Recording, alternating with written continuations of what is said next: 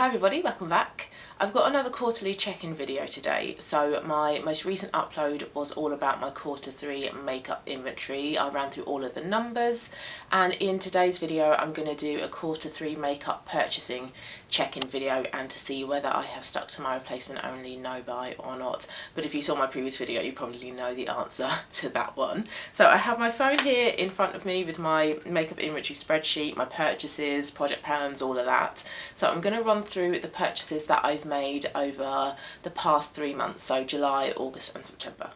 Starting off with July, I did make a purchase in July on the 11th. I bought the Urban Decay All Nighter Setting Spray for £18 at 55. This one wasn't a break of my replacement only no buy. I did run out of my other All Nighter Setting Spray. So as soon as I ran out of it, I bought another one, and it's behind me here. It is this one. I've probably got about a third of that left, actually, half of that. I use this every time I wear makeup now. I didn't always used to do that. I used to only wear it if I was, say, going out, but I tend to use this on a daily basis now. So I do end up getting through it that bit quicker, so I will probably need to buy another replacement by the end of the year. So that was July's only purchase, so July's total came to £18.55. In August I made 2 purchases at the same time in the same order on the 13th of August. They both came to £16 and they're both primers. So firstly I have just a base primer. So this is the e.l.f. Power Grip Primer. I've heard really good things about this primer.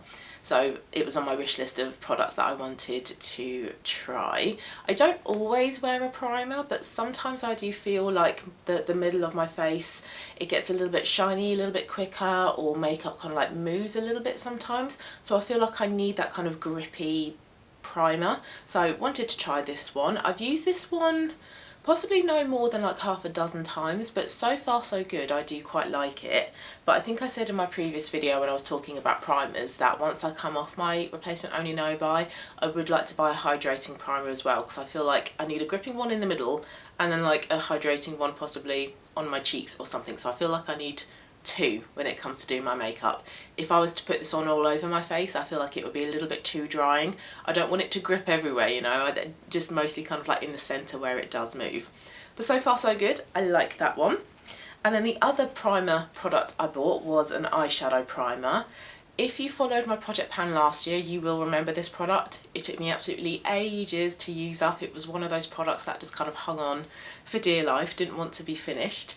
Excellent product. It is the NYX eyeshadow base. So it kind of looks a little bit like a concealer packaging. It has a doe foot applicator. I've got some today under my eyeshadow. It's the first time in ages that I've worn eyeshadow. So I bought this because I decluttered my MAC paint pot in Painterly, which I was using as an eyeshadow primer. I don't feel like that did an amazing job of being an eyeshadow primer. I feel like that is possibly better as like a one shade and done eyeshadow. And also that was several years out of date. I can't remember when I bought it, so I think that's an indication that I should probably get rid. It was working fine, that it wasn't causing any reactions, so it wasn't like, you know, my eyes were sensitive to it and I kept using it. If that had happened, I would have gotten rid.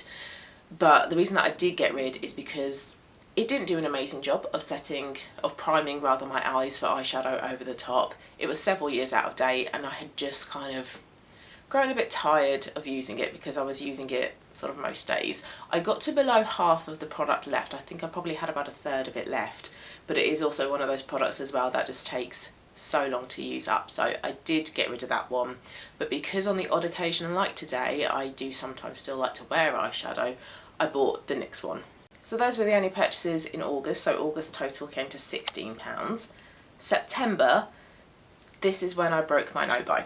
So I broke my replacement only no buy on the 24th of September. The item came to £6.49 and I bought a lipstick. So this breaks my replacement only no buy because I have about 9 lipsticks already, so I didn't need to buy another one. But I have recently been colour analysed by Carol Brayley as a true spring, and I was previously styling myself, my clothes, my makeup as being a true autumn, which was my result from House of Colour. But especially the makeup with autumn colours, I feel like it is quite heavy on me. It's quite muddy, it's quite dull, so I have decluttered quite a bit of my makeup. And since having my true spring colour analysis result, I did put up a video where I went through my makeup. I decided you know, what was autumn, what was spring, what was both.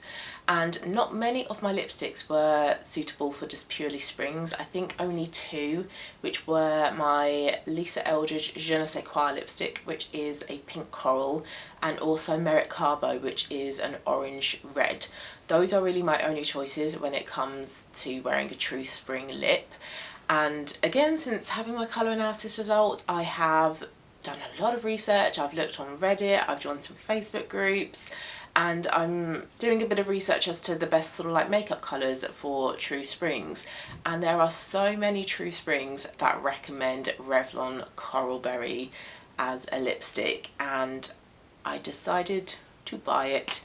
This is it, and this is gorgeous. I have absolutely zero regrets buying this lipstick. It is beautiful. It's more of like an orange coral rather than a pink coral like Je ne sais quoi by Lisa Eldridge's. It's lovely. It's so beautiful, and it's really interesting now that I'm wearing brighter lipsticks more regularly. Not today, I've gone quite kind of tonal today. I'm getting really used to it, and I'm kind of viewing them as like a neutral. So that's a little bit interesting. So yeah, I did break my replacement only no buy. I've got another spring lipstick option. That's why I bought it, because I wanted just another option. I don't wear reds that often, so I wouldn't, you know, be wearing Merit Carbo every single day. And I wanted a different option to Je ne sais quoi. So I have another option here, and I do want to do another makeup declutter, and there will be a few lipsticks that I'll be getting rid of because they are purely suitable just for autumns. And now when I wear them, they just don't look right, they are too heavy.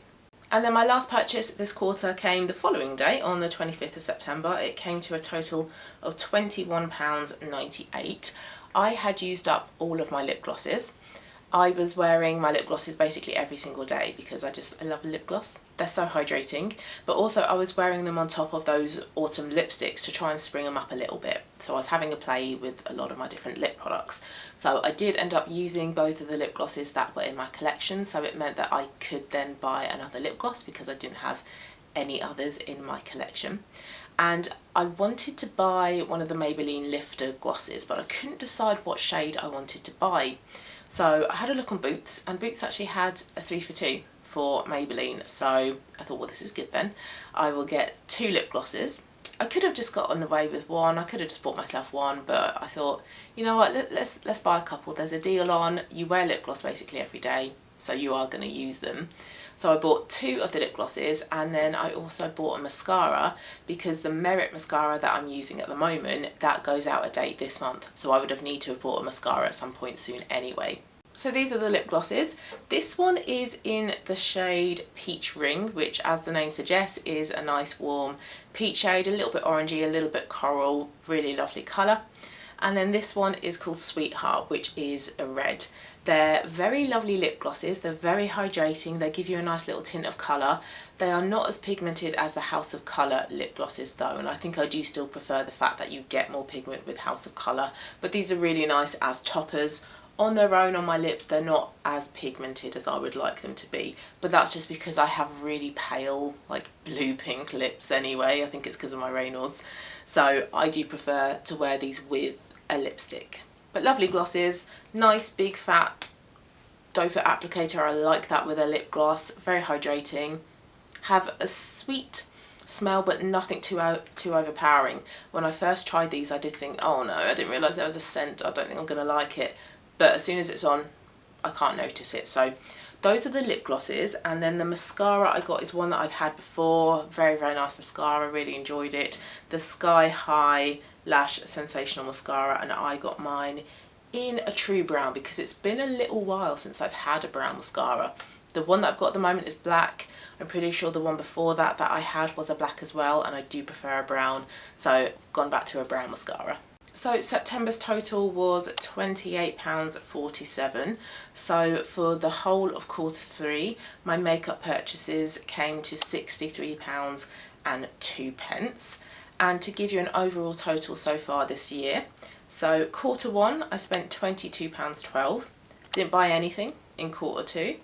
Quarter 3, £63.02. So my overall total so far this year that I have spent on makeup is £85.14, and just only one incident of me breaking my replacement only no buy, but I do not mind, I don't care, I have no regrets. It is a beautiful lipstick. I'm very, very happy with it. I wear it quite a lot, so very happy with that, but I don't intend on breaking my replacement only no buy for the next quarter, because I have a few products that I'm close to using up, and I want to see how much more I can use outside of things like my project pan, and also I have a makeup declutter coming soon as well, so I don't want to be adding anything in whilst all of that is going on. So that's my little update for my Q3 makeup purchases. So hope you liked that. If you keep a track of what you spend, if you want to, if you're happy to, I'd be interested to hear that as well.